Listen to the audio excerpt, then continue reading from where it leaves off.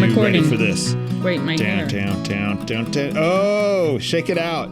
That's right. We should have that as part of the podcast. Right. All right. Welcome to the Simpleton Podcast with your glorious co-host, Laura Hehman.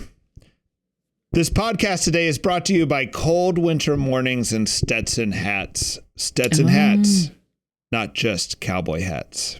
Do they keep your head warm? And what about your ears? Yes, I will explain this for the sake of Stetson. You can go to their website, figure out your head size, and go to the Stetson hat website.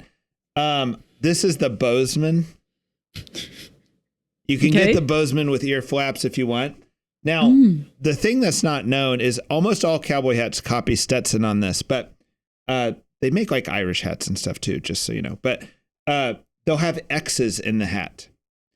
And they don't actually give you a mathematical formula on what the X's mean, but the more the X's are, the higher quality the hat. But really what it is, it's the content of beaver fur. This kind of was eye-opening to me because you know this idea that like the English came over here and wanted all the beaver. And then you also have these like English guys with these enormous like fur hats, like that are like the palace guards, you know? Yeah. And I always like, man, they must have needed a lot of those fur hats, right? But really, I think they just took the beaver fur and wove it into felts, and it was basically waterproof felt. And that's why you want a cowboy hat with a lot of X's, is because when it rains on you, it just sheds all the water because the beaver fur is waterproof. Right. Isn't that interesting, Laura? It is. Keep you warm. Yes. I've been wearing this as my winter hat. It's been fine. Nice. Okay. All right. I'm not going to get one. But. You're making fun of our you're dissing our sponsor. So, it's your husband, Ryan, who needs to get one. As everyone knows, Cold Mornings and Stetson hats don't give us any money for these promotions. We just promote things. So, all right. Topic for today. Do you want to introduce the topic? Topic for today is prudence. This is kind of a huge topic for a simple house. There's a great book by Joseph Pieper called The Four Virtues. And the first of the four virtues, which he says is the mother of all virtues and the source of all virtue, is prudence. And prudence is often misunderstood. In fact, Joseph Pieper starts by just making fun of all the people who misunderstand it, all the ridiculous ways. But Pieper's kind of an interesting guy because to me, he is the modern Thomist who's kind of bridging that type of theology to like your life. You know, like he doesn't want to just talk about prudence, you know, merely theoretically. He actually wants to explain to you why it's important and why you need to grow in it. You know, he kind of stops short of actually giving you real tips to grow, like giving like spiritual, like, you know, things you should be doing. But he does like by the time you've read his chapter on prudence, you're very convinced you need to grow in prudence or nothing else is even possible for you. So I didn't read this book, but you guys just read the Joseph Pieper Prudence book in Kansas City Book Club. Is that right? Right. Yeah. Okay. So Laura did not read it, but Laura's going to be very competent on this. What we're going to do is we're going to just talk about the definition as it's being presented. And then we're going to go into how it applies to Simple House and how prudence has to happen, not just as a person, but as a group. This is not an idea of Pieper's, but it's just an obvious implication, and it very much affects Simple House. So the normal kind of English language use of prudence just means like frugal, economy, carefulness. Safe. Yeah. What'd you say? Safe. Yeah. Safe. Right. But the way Pieper is tackling it is that's just not the definition. Like that's just dead wrong. Like it could be very prudent to be unsafe, to be not frugal, you know, to be very generous, to you know, to the point you're bankrupt or whatever. I think it's like obvious that there's the sort of way we use it. If prudence is a virtue, we're after the way that it's widely used is like not consistent with the life of St. Francis or John the Baptist or, you know, whole Catherine of Siena. Yeah. If in the common English use of St. Francis is not a prudent person. In the Catholic economy of salvation, St. Francis is far more prudent than you or I. Right. And what he redefines prudence as is the ability to govern, discern, and make right decision, and actually like kind of I don't know if he goes as far to say it's the beginning of the action, but it's actually the choice of the action and the choosing of the action, Okay. And that's interesting, and therefore you can say, as Thomas would, that you can't be virtuous at all without it. And it is, in fact, the mother of all these other virtues. And if you don't get your prudence right, you're just kind of forget everything else, And the other interesting thing he's kind of teasing out of this is you don't become prudent by merely meditating on theology. You don't become prudent by just reading your Bible and, studying the magisterium, which I think of as sacred tradition. You actually have to be prudent in the sense of like reality itself. Like you have to base your prudence on real life reality. Mm-hmm. Is that like when you were a philosophy undergrad at CUA, was that like a common thing you guys, that to me, that was all new. Please do not hold me accountable to anything I should have learned in undergrad, because as we've discussed, I was not a very applied student. I think we probably talked about prudence in a couple classes, but yeah. Well, this was all news to me. And I found it kind of useful, and I love this idea of like basing it in reality. Yeah. Because like we've all had these situations where we get kind of real theoretical about God and it's just not working in reality. Right. But reality is from God. Therefore, everything good about God will work in reality. Yeah, when we talk about that, my mind goes to Father Adam and his phrase, the available reality, and it's, he would get a lot of people coming to him and say like, well, I know I am called to, for example, like, I know I'm called to marriage. And he's like, oh, is that in your available reality right now? Like, do you have a suitor, who is an acceptable choice that so, okay, no. All right. So let's not, not that can't be an available reality, but people would have these sort of theoretical conceptual ideas of something they were called to or should be doing or whatever. And it wasn't based on, and I think it's like, I should be doing, an hour of spiritual reading every day. Is that my available reality right now? I don't think so. Though, I would love to get more in, Yeah, there's this idea of the available reality. There's also this idea of that you need to like be always testing and iterating your knowledge of God based on what's happening in reality. And an example of that with me would be like very early on at Simple House, in the first few months of Simple House, me and this other guy who were very steeped in the stories of the saints, Lent was coming and we created this Lenten commitment that was like really extreme. Like it was like fasting every day and eating only canned goods when you did eat. And we already weren't very good friends and our relationship was already fairly frayed when we came up with this like awesome idea. And so we did it. And within a week, we were just like evil people. Like we were being so mean to each other and like hating each other and just hating life and hating serving God and all these things, And I remember just being struck by this idea, like, this is just not God's will. Mm-hmm. Like we constructed some theoretical idea and tried to execute it that was based on like theory, but not like actuality and what, and therefore now we kind of feel trapped because we made this commitment. But how can we be like, what type of commitment is it when you're just committed to not doing God's will, And it's just this funny situation you're in. And it was just like, we're going to destroy everything if we keep doing this. What are we going to do? And I think of that as like just completely being stupid at the prudential level, Yeah. Like we weren't in tune with our reality, with where we were at as people, with all like that biology. And when we got the early returns on Lent, which we're becoming worse people in Lent, you better listen to the reality feedback loop you're in, Yeah. Now, having said that, it's so easy to quit a good thing because of a few trials. And you'll say, well, these few trials are a sign from God that I should not be doing this, right? So you have to have your expectations right, That's been something I've been thinking about a lot with Simple House Missionaries, is I'm finding young people who their expectation is that following God is just awesome peace, glory, and soda pop and Twinkies like all the time. And when it's not that, they feel like they've fallen away or God's deserted them, you know? And it's like, look, man, everybody at the Last Supper received the most awesome first communion, and it was a really bad night. Yeah. You know, like, it's like that should not be your expectation of what this Christian life is. All the first apostles were killed, and I'm sure they had a lot of stressful nights before they were killed. By the way, I always have to say, except John.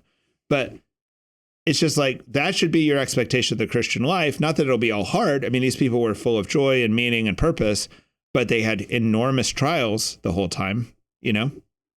Well, I think it might take a while and some frustration before you start seeing the good fruit, right? But I do think, like, if you are just seeing very bad fruit, it's like, you know, freely just, I don't know. Right. Yeah. Like, it's like at every moment, God is just giving us a lot of freedom, you know, and sometimes when we put ourselves, we make these little tests or commitments, or it's kind of like a human endeavor. And I think God can bless them, but it's like we have a lot of freedom to do them or not do them. It's not like a requirement, you know, that is being placed upon us. And requirements. Right. And I think that sometimes these things can be very fruitful, but if you're seeing bad fruit from the get-go, just let go with freedom. I think that. Right. Yeah. You've seen people, I think we've known people who stayed in religious orders longer than they should have because they were toughing it out, even though all the signs of reality were like, you got to get the heck out of there. Yeah. You know? Yeah. So saying all that, it's complicated, right? But reality is an important part of the discernment process. Reality was made by God. God's consistent with reality. And it's not just about you sitting in an ivory tower with your magisterium and your scripture and coming to theoretical conclusions on what you should do. You actually have to bring these things to reality, right? So Simple House itself is an incredible exercise in prudence, to the point you might even call it imprudent. But like what we're doing, and what I, in a sense, sell to our new missionaries is, we have less rules and constraints than any other mission. You know, we have no recipes, we have no programs, we have no qualifications. You are going to go with a partner and a small group of well-meaning people, of Christians, and you are going to discern how to help the poor. You know, be it a homeless man underneath a bridge, be it a mom with 6 kids, be it whoever. And you can come up with wildly different solutions. And particularly after about 6 months, we welcome you to come up with wild solutions. You know, like, it takes about 6 months to get your feet on the ground. But like, if you think we need to buy them a car, I've had a missionary come and said, I think we need to buy this person a house, you know, and I told them no. And then we ended up buying them a house, you know. I knew that missionary was kind of had their head on right, because I go no. And then they go, I really think we should. I'd be willing to do the work to do this. And I go, would you be willing to go door to door and beg, you know, people to buy this person's house? They're like, yeah, just give me permission. I'll go do it. And I'm like, okay, dang, you know. we ended up being able to find the person a house, and they're still in it to this day, and they've been off the streets.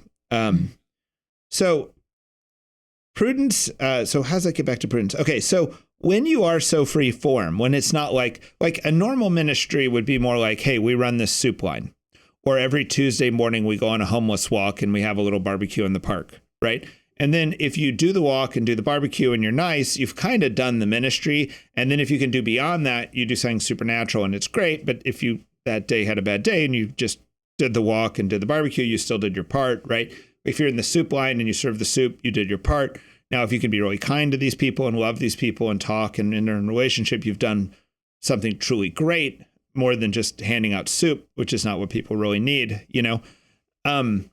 But with Simple House, it's like, we don't give you the soup line.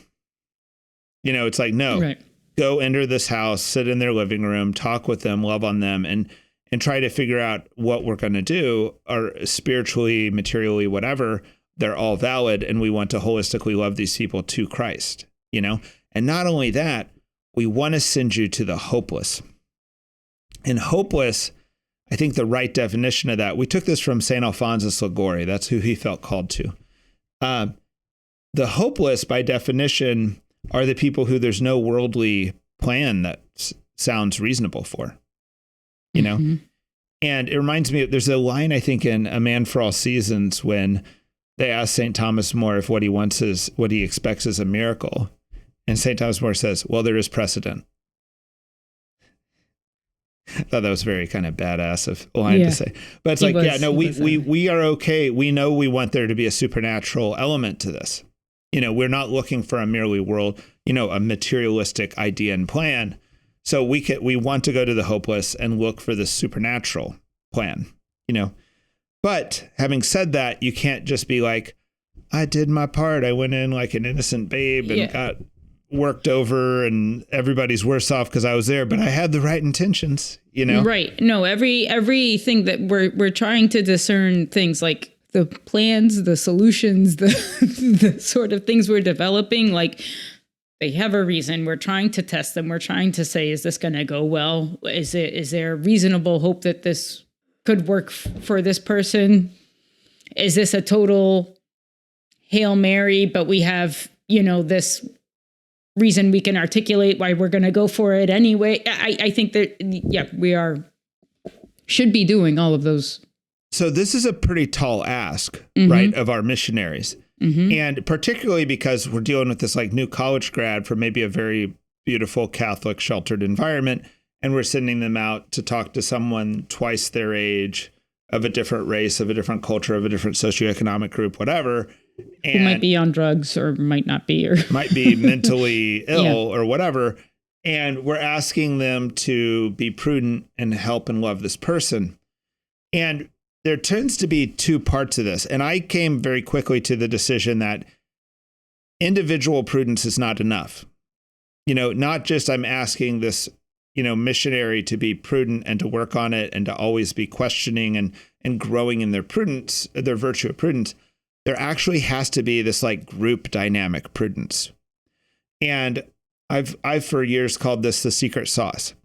And I've met people who, so what I mean by group dynamic is like, I will tell people like, look, come up with any crazy idea you want, come to a group. And if you can convince 5 other people who sincerely want to help and love the Lord and the poor that it's a good idea, we'll do it. All you got to do is convince 5 other people. That doesn't mean you can just do every crazy thought you have, but there's not a huge bar to get it past, Well, what I've noticed was over the years of doing this work is sometimes I will meet people doing as crazy a thing as us alone. Like I feel like we're kind of cowboys in the way we approach this, but they'll be cowboying it by themselves, And I've met people who I thought were very fine people with incredible courage, incredible just purity of heart and intention. I met a young man who went down to Latin America, and I was very familiar with where he went because it was exactly where we'd had our Nicaraguan mission. And he'd just gone down there to help and to love and to be a missionary, just as a young man. And he did it alone. And he kind of, I think his intentions were very right, but he kind of ended up in a lot of weird circumstances with a lot of weird opinions and conclusions that didn't seem right, And I think it was because he went there and just had to rely on his own, wits and prudence to make it work. And it didn't work. Right. I also, what really struck me once was there was a woman who wanted to enter, she was like middle-aged. She'd had a pretty decent career and she wanted to enter religious life and she had to get rid of her assets.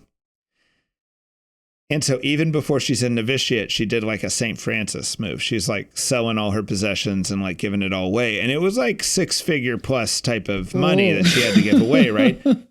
And she ended up trying to live the gospel by like going into the homeless camps of DC and just like giving it away. And what I was noticing was we were going into homeless camps and it was like she would have just left. It'd be like, oh, this woman was here right before you. They told us her name and they'd be like, and she's Catholic too. And she gave us this and this and this and this. And then we're as Catholic missionaries showing up. We're like, wow, who is this woman? And there was one particular couple that we were very moved by. And apparently she was too. And it was this like disabled Black woman in a wheelchair and this elderly white guy who looked like he was in a biker gang, had like the handlebar mustache is my memory. and they were like married. And they were like never going inside, and they were pretty trippy to talk to. Like they had really weird ideas about everything. And I remember one time there was this hurricane, and they were very good friends with this other woman who was doing this missionary work who we didn't know. And one time there was a hurricane in DC. And so they were in one of the circles. Like, I don't think it was DuPont, but it was one of the circles in DC. And the hurricane came, and we're like, wow, what happened to you guys last weekend when the hurricane came through? Where'd you go? Did you go to the shelter? Where? They go, no. We did the whole hurricane in a porta potty. So you just imagine two people who are fairly large in a single porta potty. That's like my nightmare. Oh my gosh. It was awesome. Yeah. But anyway, that's kind of who they were, right? And they kind of ended up helping us meet this woman, right? And they would always talk about that all their problems would go away if only they could go to Michigan, where this guy's family was, and then all their problems would go away. So this woman bought them plane tickets to Michigan, but she didn't kind of have the ability to actually get them. I'm like, you kind of naively bought them plane tickets because like these people are not getting through security. I mean, like, I don't even know how they're literally getting to the airport to get on the plane. Right. And so we as a ministry became like the facilitator of this. Like I was like, all right, well, they've got plane tickets. We're going to get them on that plane, and we're going to get them through security and coach them through and keep them calm and try to figure out how to do this, right? So we get these two kind of crazy people through security, and they do make it to Michigan. And literally like 3 days later, I get this phone call, and it's like a deacon in Michigan. And he's like, I've got these two people sitting in front of me right now. They gave me your number. What exactly did you want us to do? And I'm thinking like, I don't know. We're as just a representative of Michigan. Yeah. As a representative of the Catholic Church in Michigan, I got two people in my office right now who are homeless in a wheelchair and nutty, and they just came here and they're in my, what are they going to do? But I'm kind of like, I don't know. We're just listening to the Holy Spirit over here. And really, because that was about as much discernment as this woman had put into it. She was just kind of being moved by the Holy Spirit all the time. And I walked away thinking, this woman is very impressive. Same with that young man, that they had so much courage to just do this.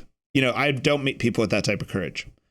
But they also just were like, even if they had some decent personal prudence, they had zero like people they were working with. And it was just ending in like really weird stuff, And I think both of those people, that young man actually served at Simple House for 1 month. But like, if those people had been with Simple House, I think they would have done a lot better work, and it wouldn't be like flying people to Michigan and dumping them on a deacon's doorstep, So just by virtue of having outside input, having a little bit of the check and balance of other people's prudence to rub up against. Mm-hmm.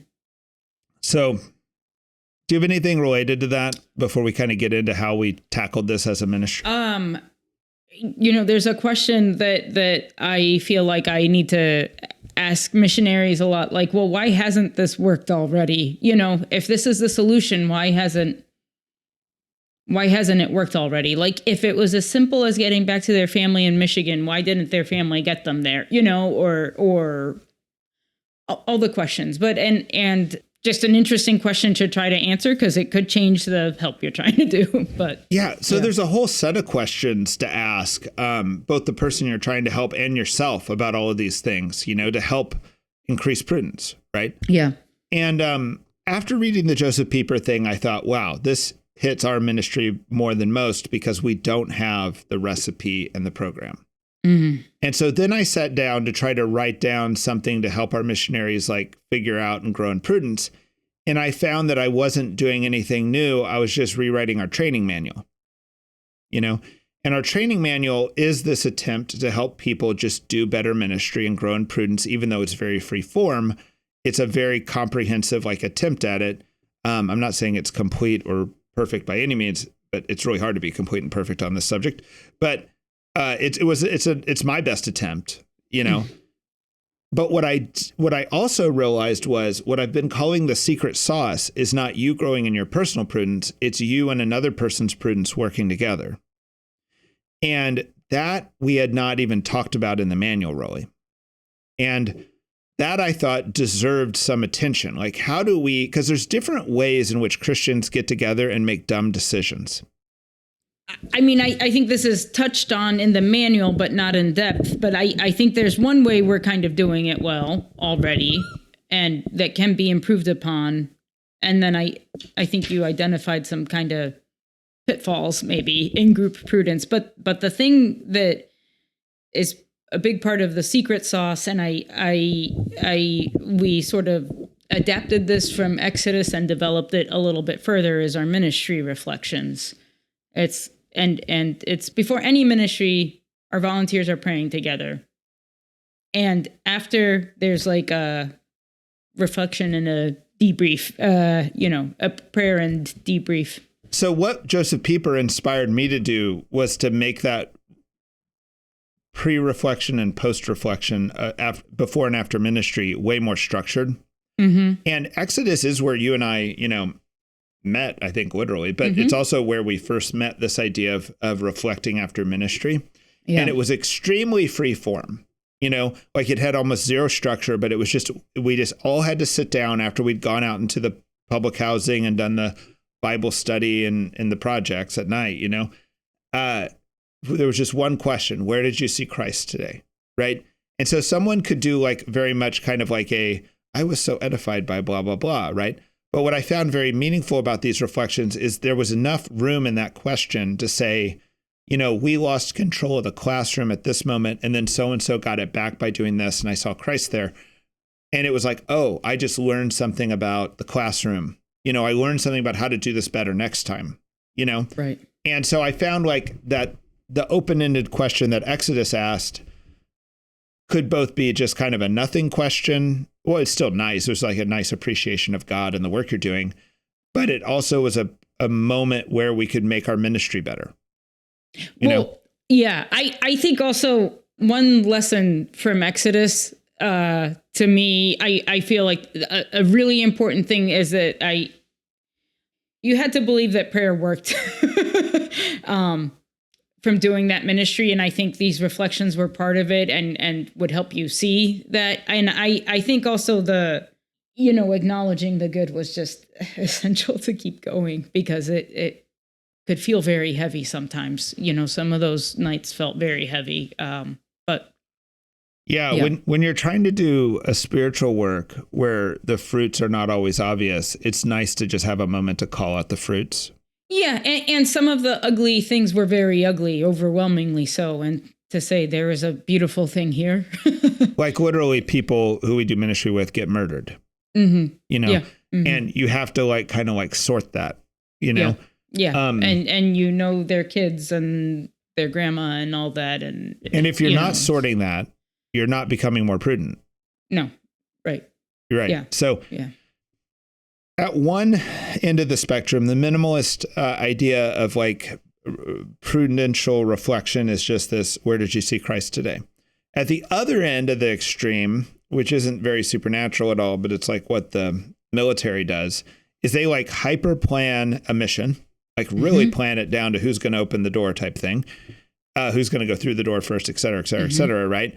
And then, of course, you show up and there is no door, or, of course, everything doesn't work out the way you just hyper planned, right? And then after the mission, you say, what was the goal? Did we achieve the goal?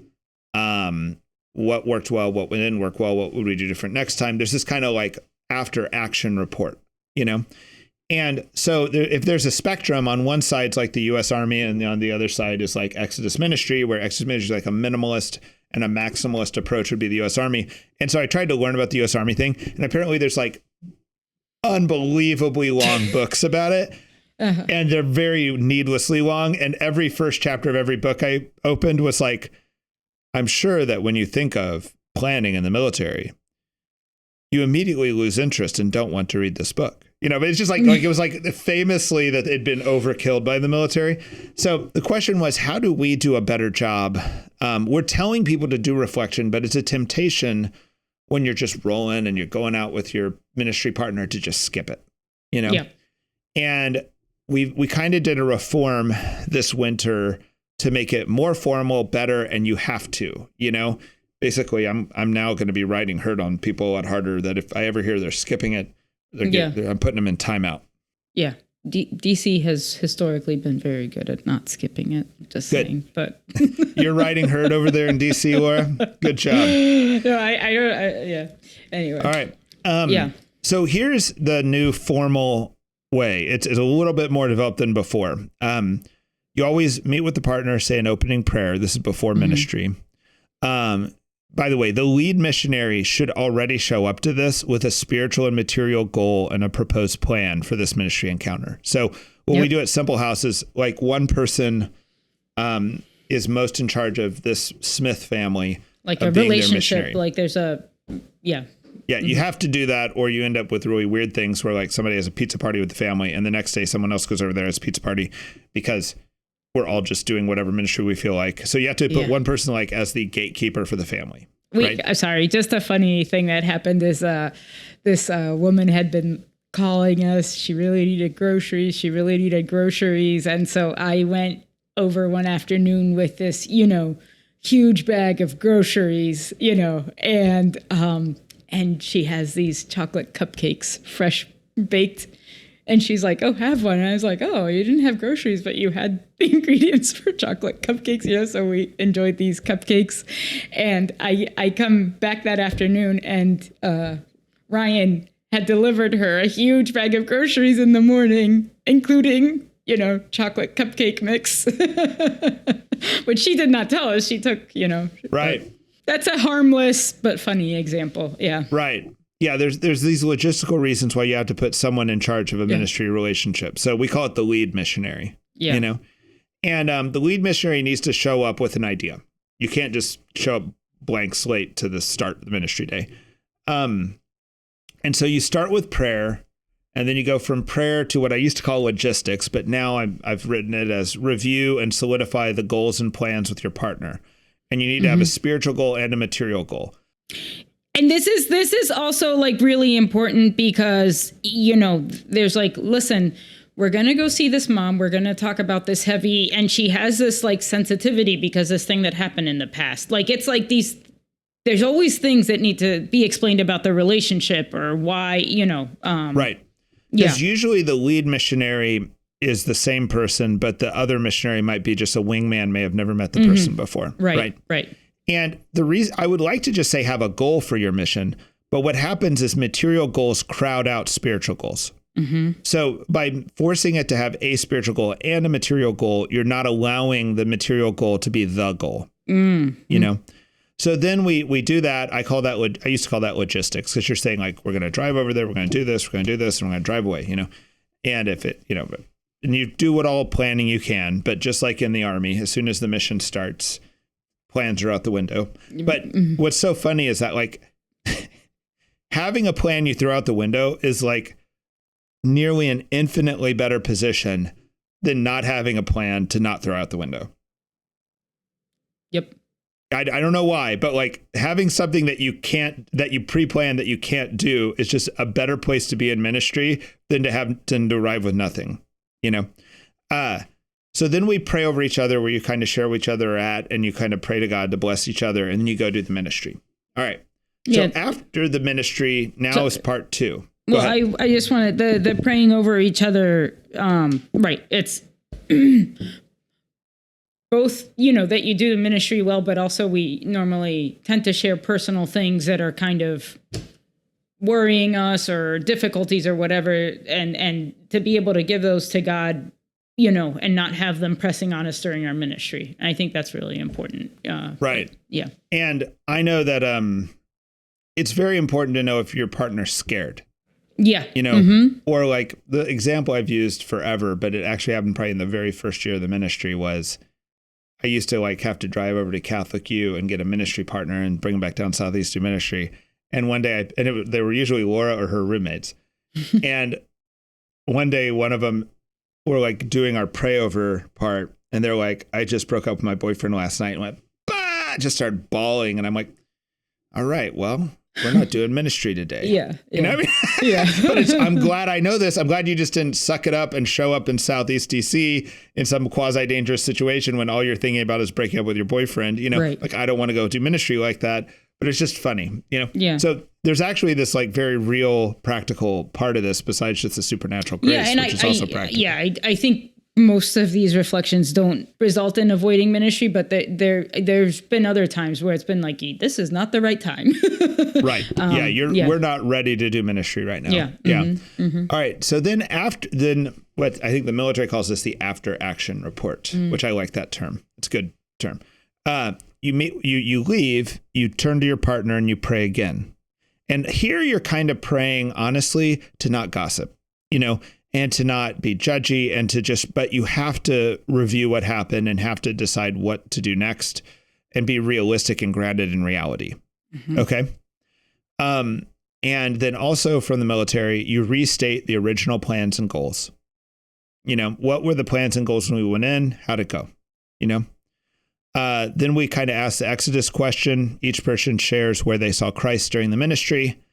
We evaluate what worked and didn't work, and then we start forming a plan and goals for the next ministry we do with this person, if we even will. Sometimes we meet people randomly and we never see them again. Mm-hmm. But you do your next ministry encounter, like how to make ministry better for the future, and then you say one more prayer to end it, and that's it. And I think minimally this takes 10 minutes, and sometimes it takes 45 minutes. Mm-hmm. Any thoughts on this, Laura?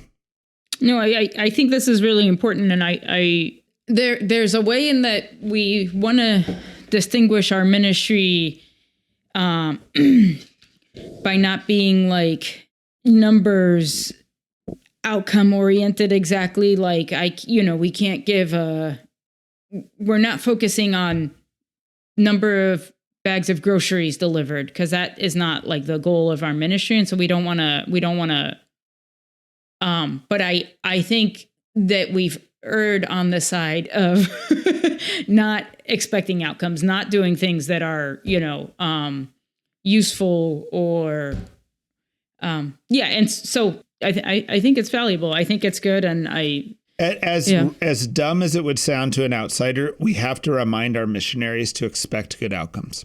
Yep. Yeah. And part of that is there's this kind of like story trope that has formed where it's like we do really well-intentioned ministry. It doesn't work out like we thought it would, but there was this other unexpected good, right? And that's fine. I mean, that's real. That happens, But if it didn't work out like you thought it would, then don't ever do that plan again in that way, Right. Well, that means I think your plan isn't good. Yeah, there was a man who's always drunk, and it's like he's looked down on by all of society, even people that live in the hood, because he's in the gutter all the time, And I think there's like just sitting with that man, like I think is God's work, because he is such a cast out, But then do we leave it at that, In a way, I know that there have been times I've been satisfied with that, Yeah. And the question that arises is is anyone too far gone to be redeemed by Christ, not just in the next life, but to actually turn towards him in this life, and make meaningful change. Right. Yeah. And if the answer to that is yes, everyone's redeemable, then that does not mean you'll have a worldly plan for it. It does mean there's at least a supernatural plan for it. Right. And then get the heck on it. And not accept that they won't, not just treat them like they're too far gone. Right. And I do think there has been very good and valid ministry where the answer has been for a long time to sit with that person. But it's not good if you didn't ask the questions. Yeah. There's a guy who I consider to be basically a saint there's a couple of saints who've told stories that I dislike. And I kind of shut them down as soon as my missionaries try to say these stories. One is like, I gave to the poor and then asked, did they use it for booze or whatever? And it's like, I don't know. It was just good that I gave. And it's like, no, it's not. That's not good enough. Like merely your intention of doing good and handing out cash is not good enough. Mm-hmm. You need to actually do good. Yeah. And this requires studying man, holistically for your whole life, because man is such a hard topic in and of himself that like you will be studying your whole life and always improving your prudence. And another story was like, I see this in mission work all the time. It often happens with one-touch mission work where you're just like, we had this great encounter and they said they were going to change their life. So I assume they do. It was such a great moment. Now they're not a prostitute anymore because I prayed with them and they said they wouldn't be, you know? It's like, what are you doing?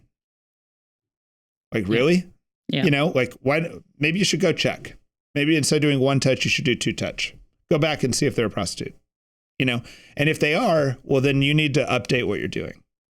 Right. You know, or update your ideas about what you're doing.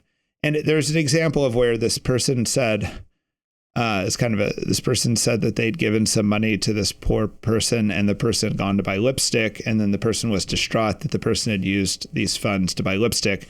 And then this person I consider a saint said, yeah, but you don't know. Maybe that lipstick was core to them feeling better about themselves and it changed their life. And it's like what you're doing there is playing make-believe and making up stories. Yeah. And it's not that that's impossible, but why are you telling that story? You know? Well, it's funny because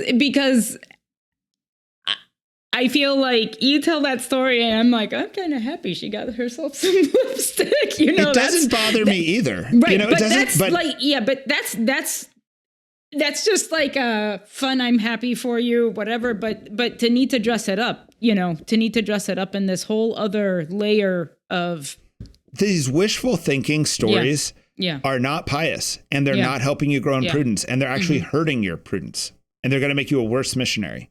And I'll say that just with all conviction, you know. Let's get back to this idea though. So we've always had the pre and post ministry reflection. It's always been part of the secret sauce of Simple House to make it not just devolve into nutsness over here, but we put a little bit more structure on it as inspired by Joseph Pieper and the U.S. Army. Yeah, great. Clark, I'm sorry. I need to go to the bathroom again. Sorry. All right, we're taking a bathroom break on the Simpleton Podcast. In the meantime, I'll tell you about the Montana Bozeman Stetson. It has no X's in it. It just says it's 100% wool. So no beavers were killed in the making of this hat. If you're on YouTube, you can see this hat. It's beautiful, little leather strap around it. It's very flat. So I do get people calling it a cowboy hat. It looks a little bit more like an Amish hat with or maybe a Orthodox Jewish hat. But it's what I get away with here in Kansas City. One time the Washington Post did an article about Simple House and Laura was the feature of the article. I was not. I was a bit player at Simple House. Laura was the feature and I think her photo was on the cover of Washington Post magazine. And it painted her as having to make a decision between stiletto heels and this like missionary work, you know? And it was a very interesting portrait this person had created of Laura. And I was described as a Boy Scout who sat in church. Nothing wrong with Boy Scouts. That was kind of interesting to me though. But I did notice that like for most of my life, I had to kind of like, I'm talking about your Washington Post article to fill the time. I had to dress kind of like very conservatively because I had to like show up in a church meeting, maybe at the diocese, but also into the poor person's house. And I was younger than most people I was doing ministry with. So I would wear like polo shirts or just real plain Jane, you know, conservative attire. And now that I'm nearly 50, I wear cowboy hats, Western vests, and wool coats. And I'm hoping I can get a pair of boots I like so that I can just, because it's also exciting to do ministry and walk into someone's living room as a cowboy for Christ. Anyway, so I hope that was a good intermission. Did your bathroom break go okay, Laura? Yes. Okay, we'll let our editors decide if that stays in or leaves. By the way, in the Washington Post article, did it say you had to choose between your stiletto heels and what? Wasn't that like the opening paragraph? No, the like on the cover, it was like, I forget. It was like, she chose between sex and God or something like wild. And then that's a reality show right there. Sex or God. Yeah, I forget. But then it talked about That's a Protestant reality show. A Catholic reality show would be Sex for God. And I miss them, but they were really fabulous. All right, back to based topics. Okay. That was base. That was kind of based. All right. I didn't say based. Okay. What'd you say? Base. Oh, that was base. Yeah, that's true. Yeah. All right. So what's interesting about this reflection we just talked about is it's two people trying to grow in prudence individually, but then coming together and iterating their prudence together and making it better. You know? I'm sorry. We didn't say this before. I mean, this is implied probably, but it is like, it's also the time and this to say like, hey, you said this thing and I don't think it went over. Right. Yeah. Right. That's really important. Like it can be a critique of the plan or an individual action and it's uncomfortable and essential. Yeah. One time I was in doing ministry a long time ago with this woman who was in some type of theology graduate program, and she'd been a big pro-life person. Mm-hmm. She was also very liberal, but when we'd done this ministry, and this mother and daughter we were sitting with in Berry Farms, the old public housing in DC, said that the daughter was pregnant and was going to have an abortion. Mm. And it was kind of like, all right, now we're on the spot, right? Mm-hmm. So I just start talking to the person about not having an abortion, just like, you just have to wake up each day and just do your best, right? So it's not like I had a bunch of pre-planned things to say. I didn't know what was going to happen that day. And by the time we leave, we get in the car and we're doing reflection, and this woman starts tearing into me that I'd said so many wrong things about, like when you coach people on how not to have an abortion, you're not supposed to say what I said, right? And then I go, well, why didn't you say anything? And she goes, the whole time I thought we were talking about the cat and the kittens. Sorry.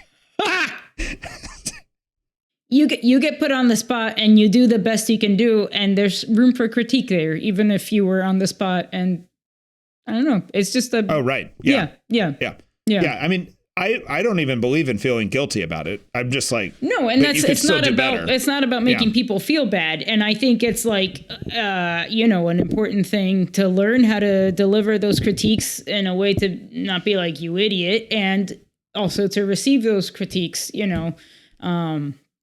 So later today, I have to go yell at the missionaries. And Laura knows what I'm going to yell at them about. And I never really yell, right? But like I had to yell at them earlier, about 2 months ago, when something was off track. And I go, this is not personal. I don't want any of you guys to think that I'm actually looking at you when I say this, but I want you to all take it personally. So anyway, they're getting yelled at later today, so you can pray for the missionaries. Oh boy. By the time you hear this, they will have already received their scoldings. All right. What'd you say? And reformed. Yes. This is going to be a reform or else. I'm going to put them on the spot where they don't want to know what the or else is. Okay. All right. The other time, so this type of reflection planning is happening to each missionary at our mission 5 times a week. I mean, it's happening quite a bit, that you're having this pre and post mission reflection. Mm-hmm. But this other type of prudence is in what we call our planning meetings. So our planning meetings are kind of in 2 times of the week. It's either a deliberate meeting that's usually 1 hour to 2 hours long, usually at the beginning of the week, where the whole week is planned and a lot of ministry concerns are raised and discerned. Or it's sometimes things are happening so fast that after morning prayer in the morning, we're supposed to be able to bring up any topic you want and just get feedback immediately from the missionaries, So these are the 2 points in which you'd have this type of prudential discussion. And it usually would have the whole community there, which is usually 4 or 5 people, in each location. So there are ways that this type of discernment goes wrong, right? And we already know this even from worldly concerns, right? Like in merely worldly topics, there's this thing called groupthink, where if anybody individually in the group, made the decisions on how to run something, they would actually do a better job if they took ownership of it than the whole group somehow by consensus running everything. Or you end up with the the most, least ambitious plan, because the least ambitious person in the group is driving the meeting to get them on board. A long time ago, we talked about this study that found that people were more likely to lie in groups than individually. Wow. Yeah. Anyway. I feel like one time on retreat, we actually took groupthink as a topic to take to retreat, Mm-hmm. And this is a little bit like that, but this is kind of in the same tone as our manual writing. Part of our manual writing in telling people how to become better, more prudential in doing ministry is showing you all the pitfalls you can fall in. And by naming the pitfall, you kind of become fortified against it, So here are some pitfalls we kind of talked about on this retreat that are now going to probably enter the manual as like, when we're discerning as a group, don't do this, right? Before retreat, I went to each community. I had group phone call and the other one was in person. And I said, now, do you believe that it'd be prudent that when we discern, we're at least going to be safe? And in each case, they all enthusiastically said yes. And I'm like, that's wrong. Christ might ask your life of you tomorrow and you need to give it. Like safety is not in and of itself a virtue here. I'm very happy that they've always been safe and we haven't had any major dangers in our ministry, but we can't walk around with that attitude, right? And that relates to this first pitfall, which is people want safety to kind of rule the day. Like, what's the safest thing? Or maybe that's unsafe. And then that kind of kills a good idea, right? Right. So the way that we said for future meetings is you do not raise a safety concern unless you can spell out the exact concern and make suggestions to mitigate the particular danger. So no vague safety concerns, only particular safety concerns, and you should be trying to come up with suggestions to make it safer and mitigate the damage. You could bring up though, I kind of want to parse this out because sometimes there's you have an intuition that's important and I feel unsafe around, this person's family member, not because he attacked me, like there's not a specific thing, but right. You're saying, like you could be vague like that and still be positive.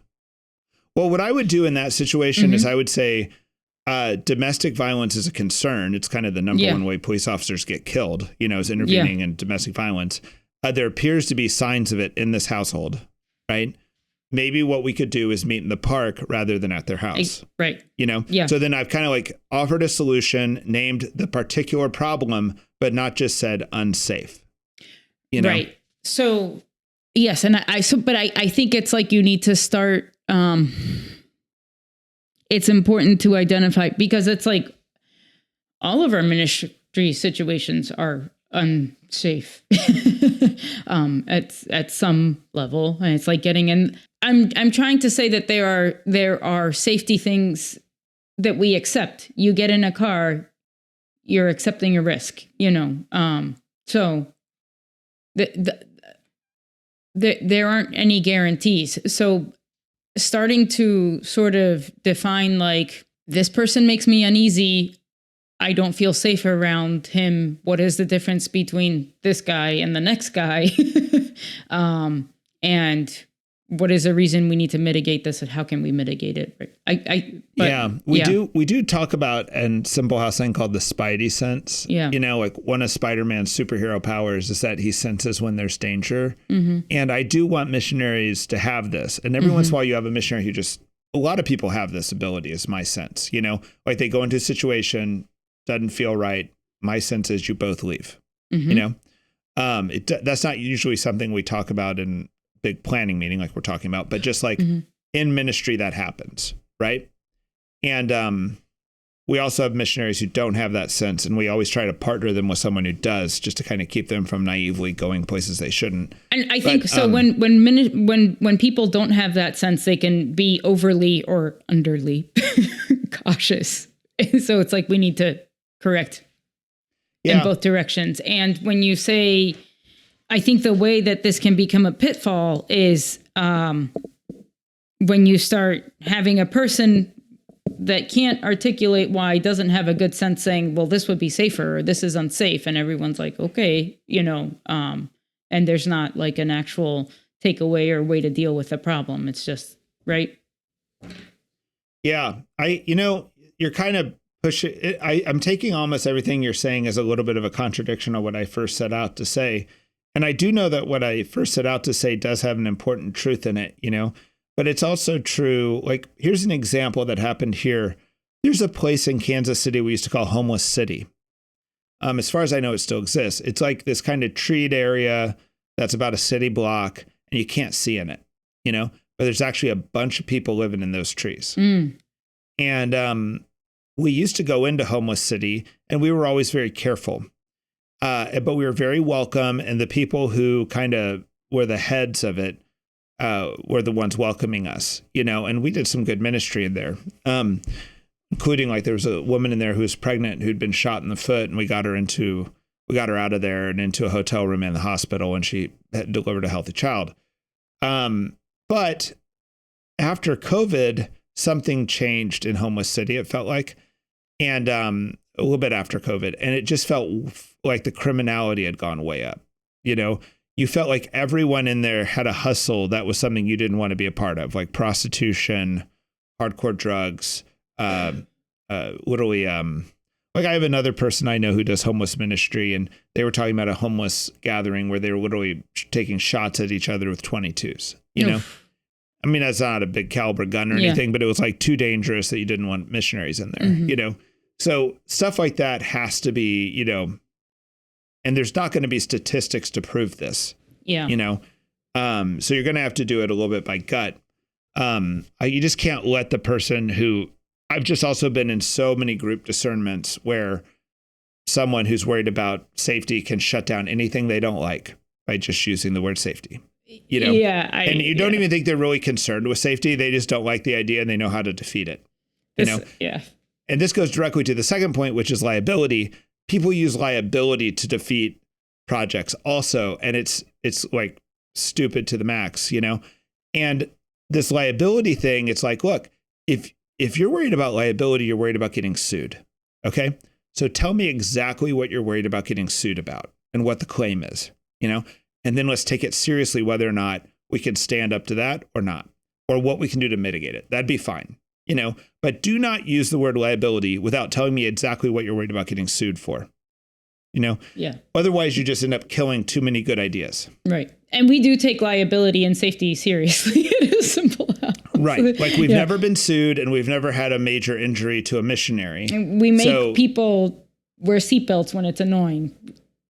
That is what I was going to talk about next. It's because one of the things I use to sometimes discern liability is I think, what would it sound like in court? And an example of this would be, say you're 23 in a missionary at Simple House, and you go over to a family's house and they're having an argument.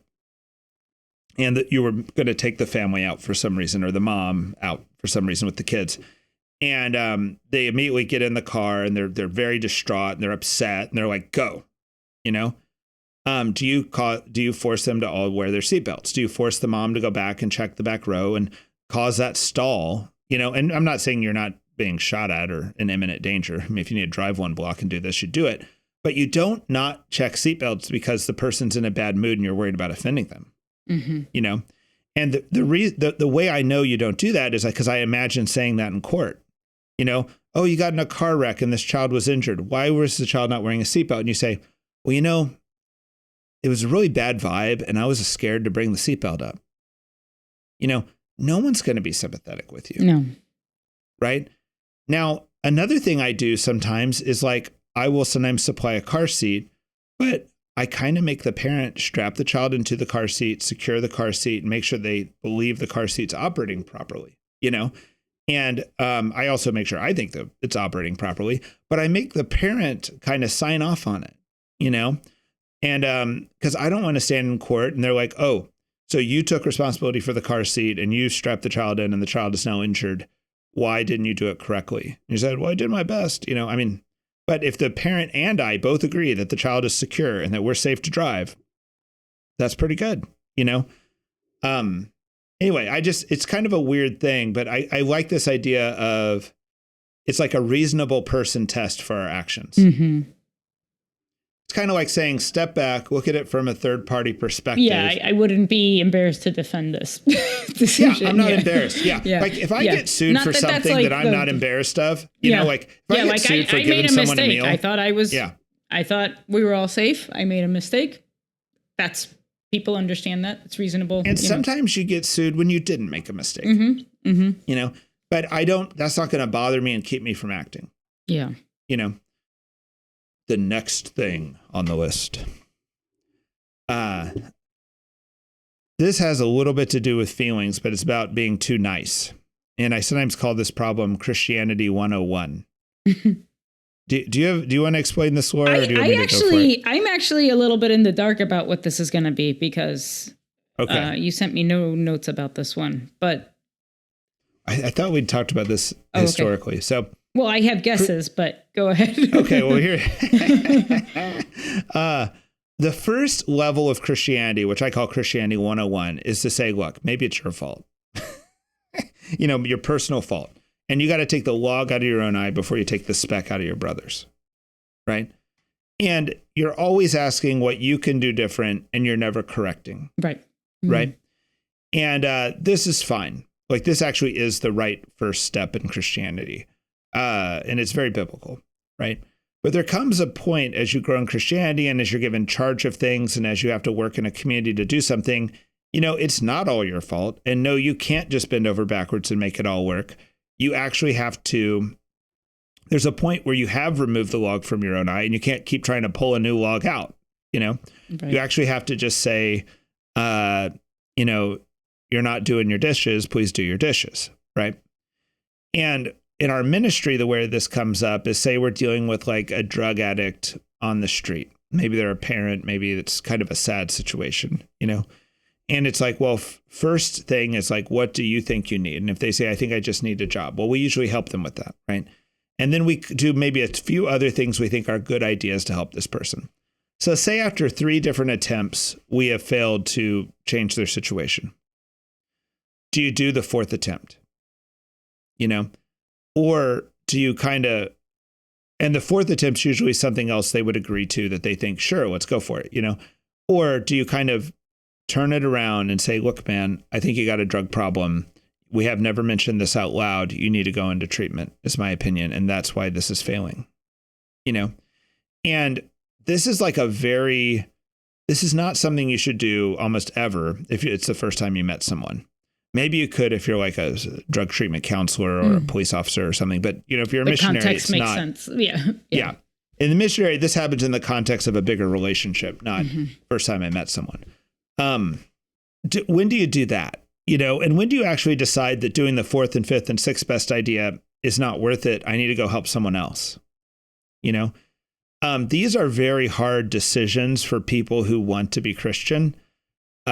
Because they just think if they keep giving and keep sacrificing and keep doing that something will change.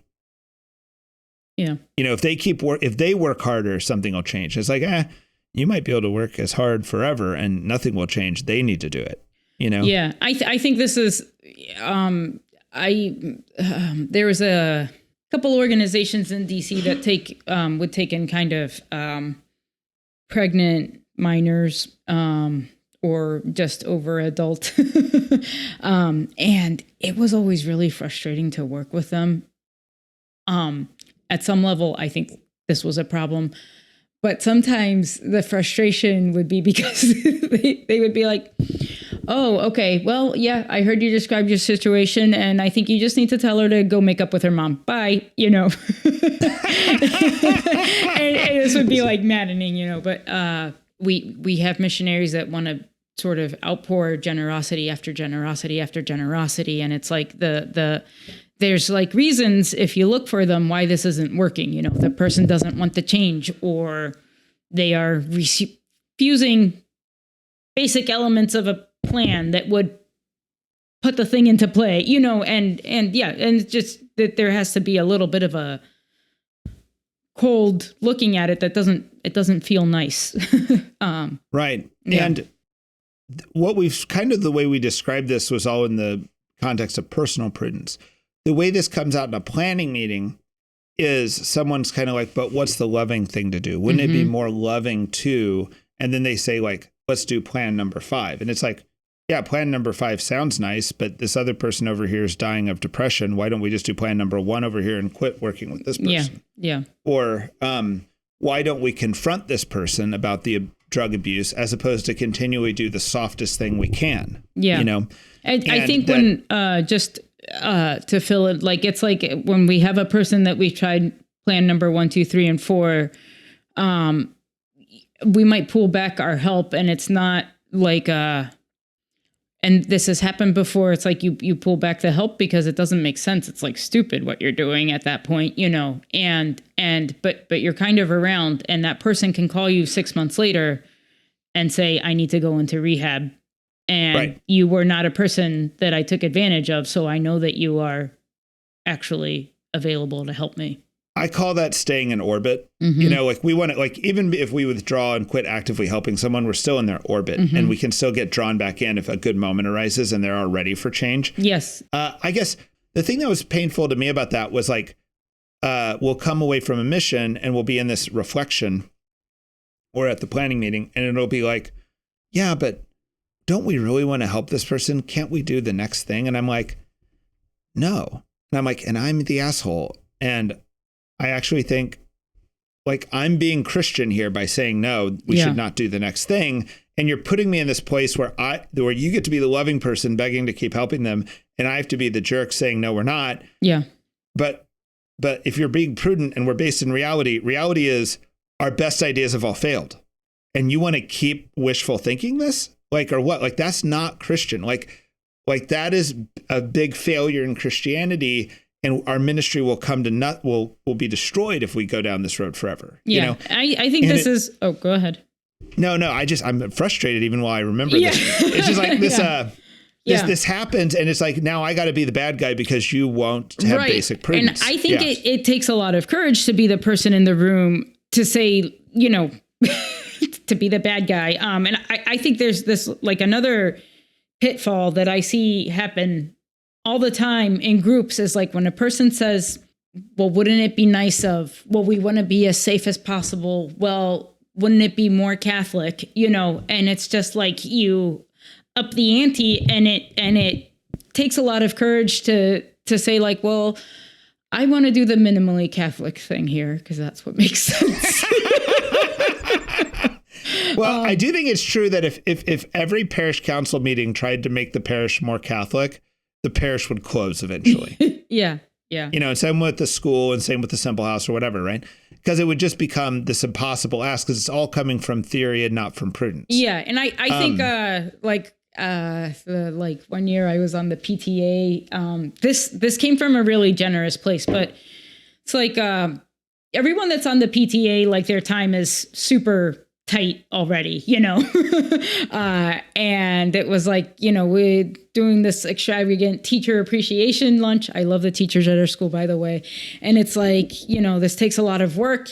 And someone says, but we were thinking we should do one both semesters this year, you know? And it's like, no one has time for this.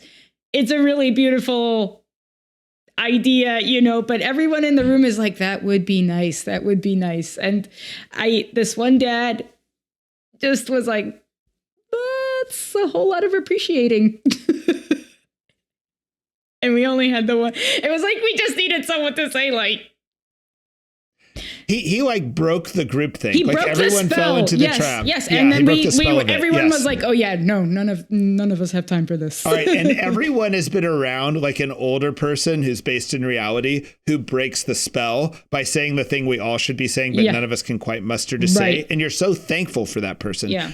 And that is, in my mind, part of the key to this whole idea of how do we as a group exercise prudence? Yeah. You have to have everyone has to be empowered to be that dad. Yep.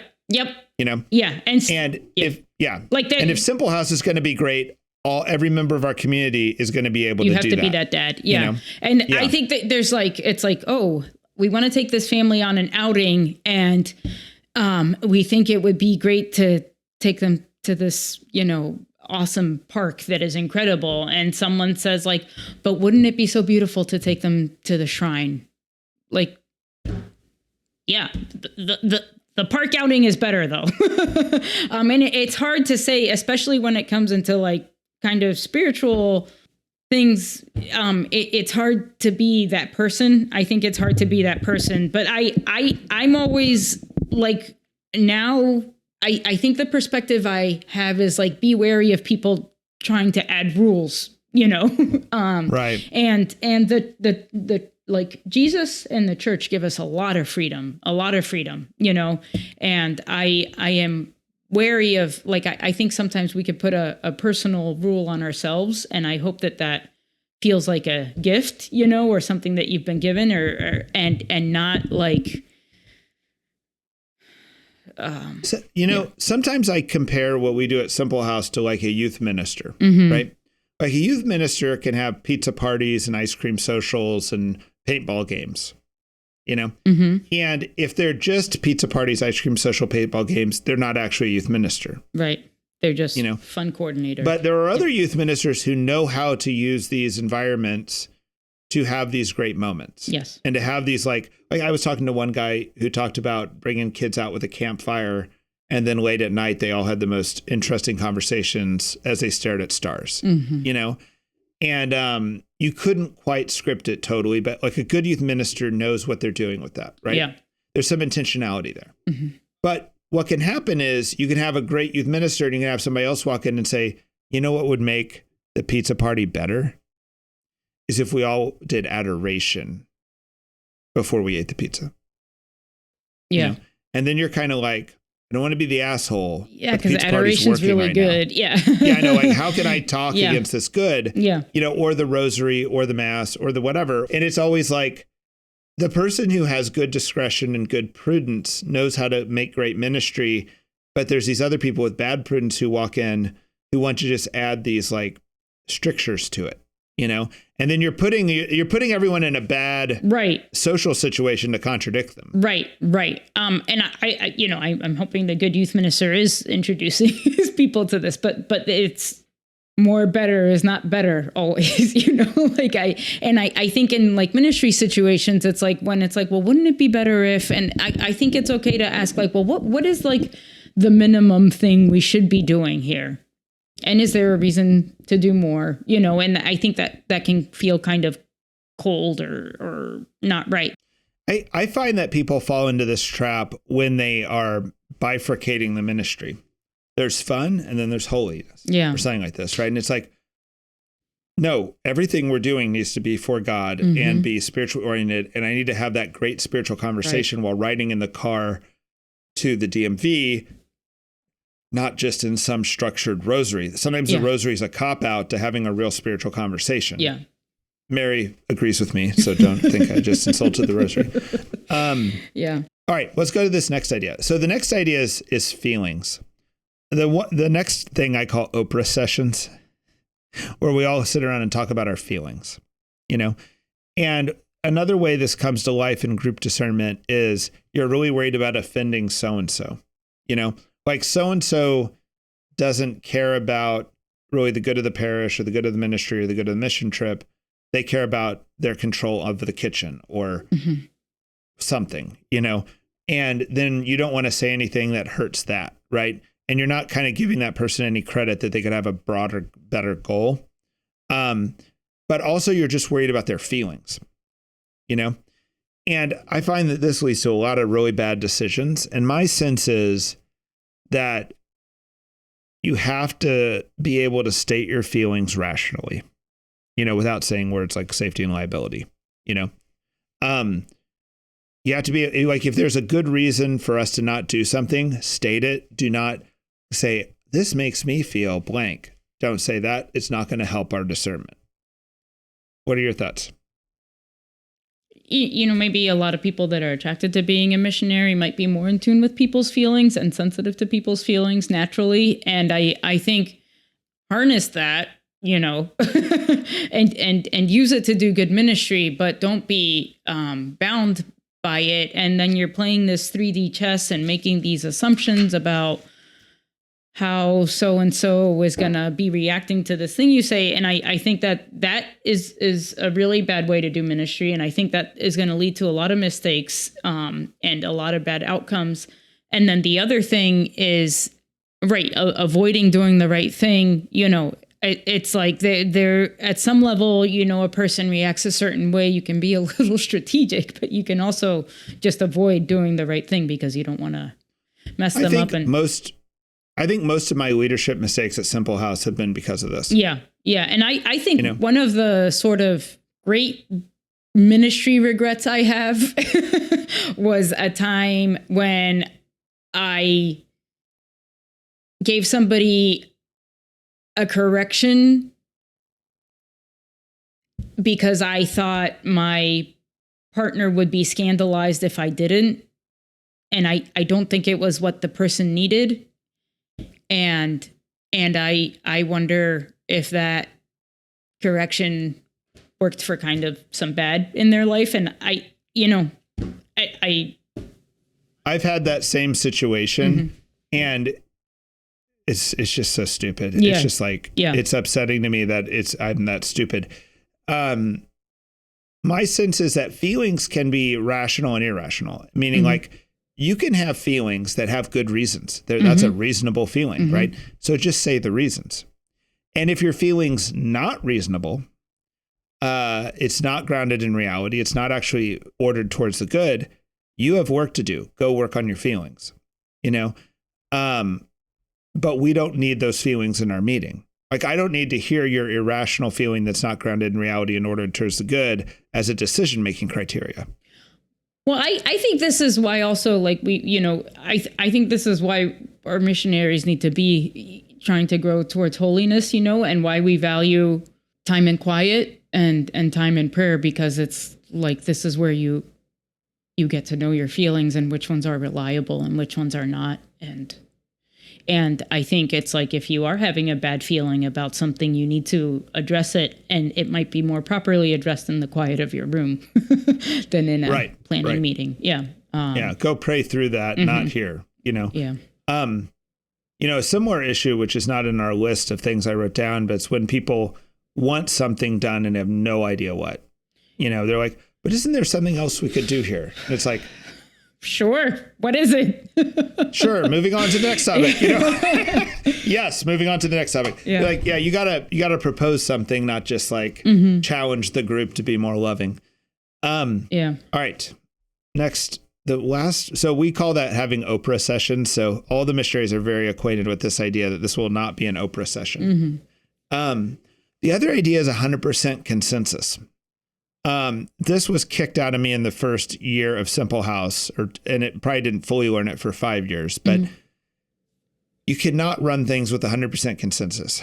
I do think that really big changes require nearly 100% consensus.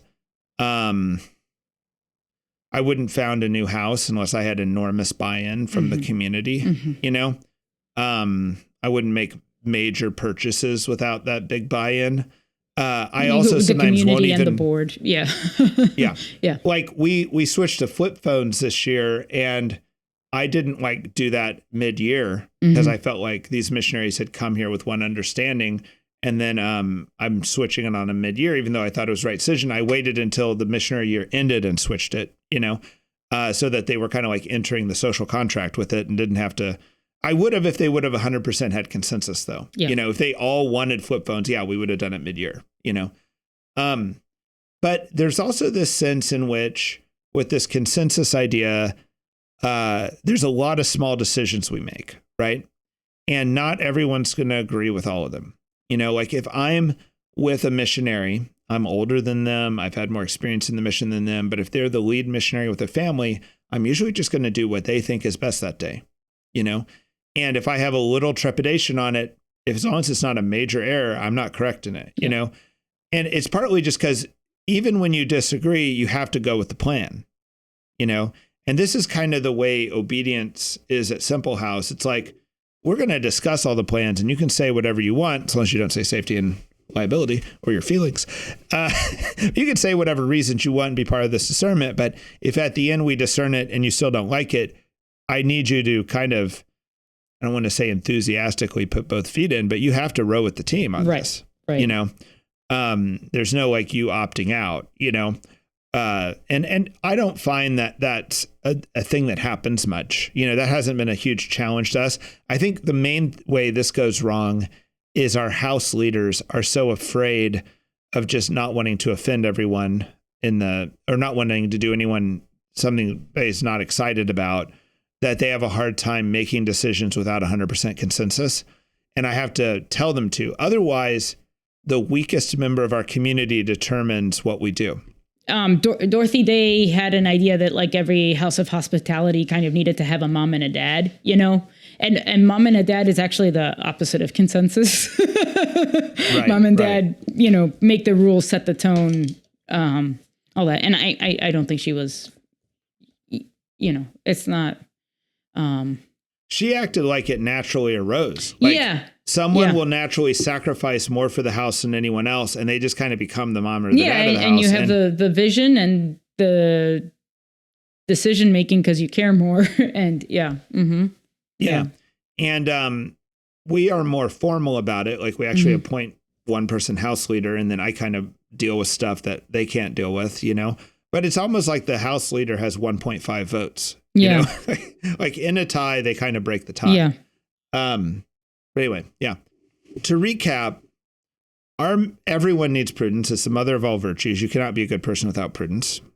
You know, at Simple House, we needed a little bit more because we don't have a lot of programmatic stuff we do, if nothing at all, almost.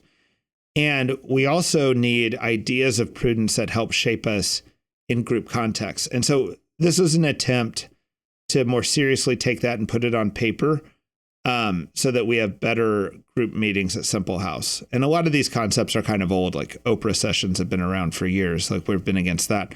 So, but anyway, it's just interesting, and it's probably going to grow our missionaries manual with a new chapter to making this group prudence more overt. Got anything to sign us off with, Laura? No, I was just, if anybody has other ideas about group dynamics that hinder good decision making, and be interesting to hear. Also, there's a quote that Laura and I couldn't find. Someone said something to the effect of that if you were to really help man, you must first study man. You know, if you can find the origin of that quote, I thought it was Chesterton, but we never found it. So please call in with that. Our call-in line is 913-390-3672. You will not be talking to a live person, but you will get to leave a message. Please leave a message. All right. Peace be with everybody. Until next time. Later. Enjoy cold winter mornings. Bye. Bye.